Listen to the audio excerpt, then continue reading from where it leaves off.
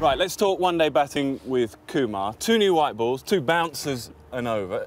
Has 50-over cricket in some way aligned itself more towards Test match cricket than, say, 2020 cricket?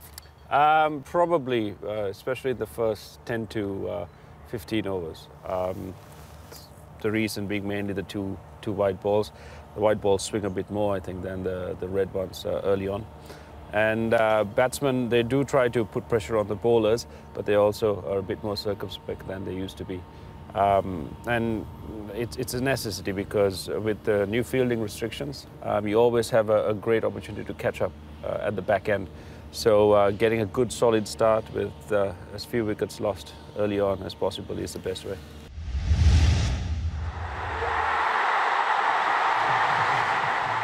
Right, we're going to put you in a situation here. We've got what we think is a good one-day wicket. You've lost an early wicket, you're in. There's 2 or 3 slips. What's your approach then in the first 10 overs? If I'm in early, within the first 2 or 3 overs, my job is to go back there and try and consolidate, try and build an innings, as you would mostly at any time. So I'd go there and it'll be mostly Test match mode to start off with, really watch the ball, try and assess the conditions and try and run well between wickets. And once you've done that for a couple of overs, once you know what the shots are you can play on the wicket, then you try and take advantage of a bad ball with length. Anything that's working for you, try and you climb into that. But I think it's really important that you take that initial bit of time to really set yourself and consolidate, because it really gives you an advantage later on.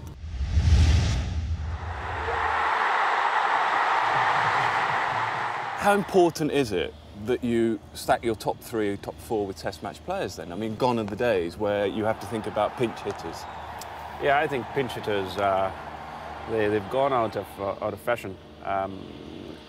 Quite early, actually. You know, you had the 96 and up to about 2002-03 when you would consider pinch hitters. Of course, Sri Lanka were at the forefront of that. Yeah, we were. But then you soon realised that that was not to your best advantage unless maybe you were chasing a really large total.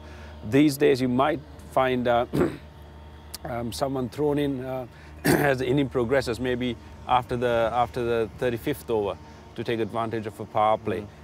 Something like that. So the pinch hitters, I think, have moved down the innings a lot more rather than up the order.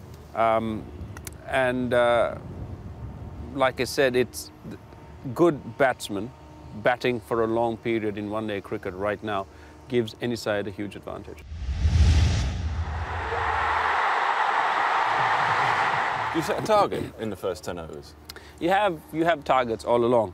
But I think those are targets that you have to reassess depending on the conditions, how the bowlers are bowling, whether you've lost wickets or not.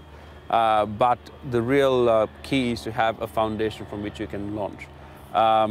In the first 10 overs, if you're 45, 50 would be fantastic. But anywhere from between 40 and 50 is ideal.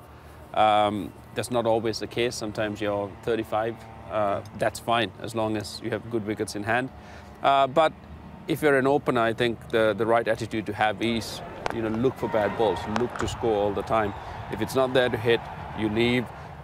You try and rotate strike as best as possible. And if there is a weak link in the bowling attack, that's when you really try and put pressure on the bowlers.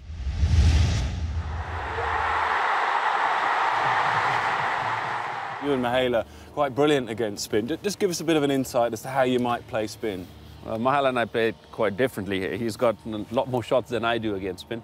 I'm very simple in my mindset when it comes to spin. I play quite a lot on the front foot. If the ball's pitched up, I try and hit the sweepers rather than go across the line. And if so go with the spin? Go with the spin most of the time. Unless there are gaps and the wicket's not turning too much, then you can try and hit against spin into areas where there's that extra fielder up. But the key again is to keep rotating strike and try at every opportunity that you do get to try and reverse pressure onto the bowler, try and do that. I look at the field and I think, okay, if there is a risk to be taken, this is the area where I will take it. If it's an off spinner, you have the option to go down the ground or over extra cover. The cut becomes an option, or a slog sweep. Anyone bowling into me, I've got the leg side options, or if I want to try and create space by moving around in the crease, try and open up the offside. English batsmen have traditionally struggled using their feet. Come on, just give us a little Kumar Sangakkara masterclass. I mean, you guys look so comfortable using your feet. What's the key to it? The key is really to pick up flight and length. So as soon as it goes above the eye line, you're down, or? It really depends on how far you're going to go, what kind of shot you're expecting to play. The real key is to come out with an open mind as to, you know, I'm not going to do this. I'm going to come down, see where the ball is. If I'm up to it, then I know where I can hit it. But if you're coming down the wicket, you know, make sure that you're covering the line well enough so that if you do misread it, that you've got enough room and time to get the bat down, or if you miss it, to have the pad in the way. The key is to come down as late as possible, keep your eye on the ball, and really get right to the ball. If you can take it on the full, that's even better. But you really want to be, you know, a maximum of 6 inches to a foot away from the ball, so that your bat can come through and you can hit it hopefully down to the sweepers. Or if you're taking a risk to try and go up over the field, you can still get that close, but you're probably not going to cover the line as much as possible. You're going to give yourself a bit more room for the bat to swing through. So that's where the risk comes in, where, you know, you've left a bit of room for the bowler to try and beat the bat, but you're trusting yourself enough to make sure that you get there first. What about manoeuvring the field? You look around the field and say, actually, I want to move that fielder over there. Is that part of the game plan? Yeah, I think in one-day cricket that becomes very important, to try and open up gaps where you want the gaps to be, and have easy gaps open for singles. And if you are getting those singles and they cover that gap, then try and see whether you can have a boundary option or a two option where the field's opened up. So a lot of players will do the lap sweep. They'll try and run it down towards third man. But more often than not, it's simple enough to really be able to play straight and still keep working balls into gaps. If there's not much turn, there are times to an off spinner, without going with the spin, you can actually come down, cover the line, and go over areas like mid-wicket that might be left open for you. Walk across and sweep on length to an area if there's a square leg vacancy.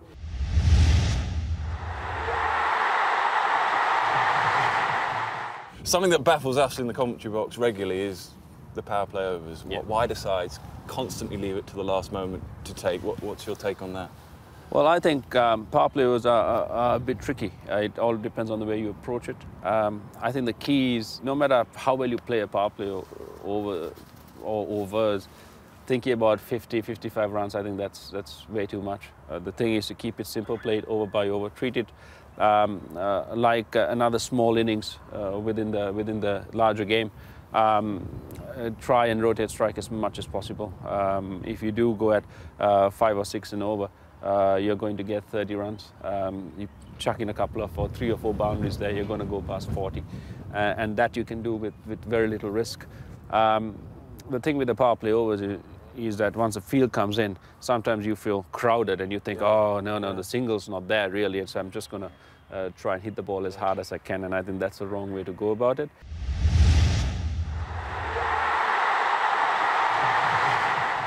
With the change in regulations now, where you have to have 5 men in the circle, is that a real opportunity to get your score up to a plus-par score? I think it is. If you've seen most of the one-day cricket that we've seen, we've really, players and teams have really tried to press on the accelerator in those last 15 or maybe even 10 overs.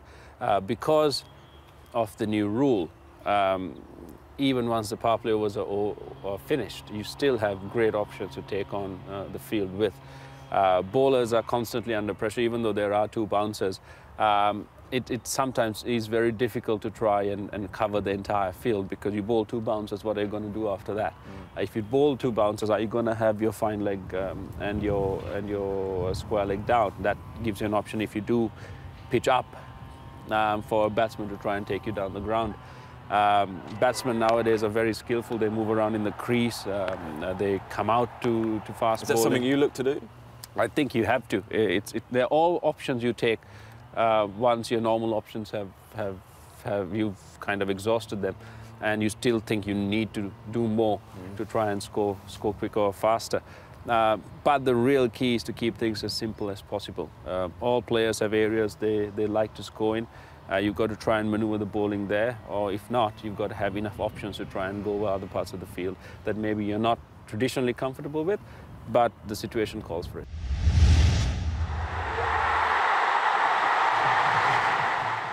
You've got the brilliant death bowler, we'll say Lasith Malinga. Are you using the crease? You've got a big heavy bat there. How are you trying to negate the Yorker? Well, you can, with Lasith, it's a bit difficult because he seems to be able to hit a coin on the crease. But yeah, the key is to try and use the crease. The key is to try and see or use whatever you can to get an advantage. So whether it's using the crease, whether it's moving across, whether it's moving forward, backward. A lot of batsmen have different things, and sometimes it's just easier to just keep still. But the bowlers themselves know that they've got a great chance of picking up wickets, because when batsmen are going for it, and the bowlers stick to their game plans and to their fields, it gives them a great opportunity to come back into games and bring the sides back into games. And we've seen that in the past, with especially our bowling attack. We've got such a great variety and such great control that we've been able to do that. So as batsman, if I'm batting against any bowler, if it's the last 5-6 overs, really I'm just trying to, hit a 6 or a 4 or run 2s or 3s or whatever. But if I'm trying to hit one, I'm just going to close my eyes and have as big a swing as I can and hope. But we've got. If I make it to the death overs, that means our side's in a really strong position.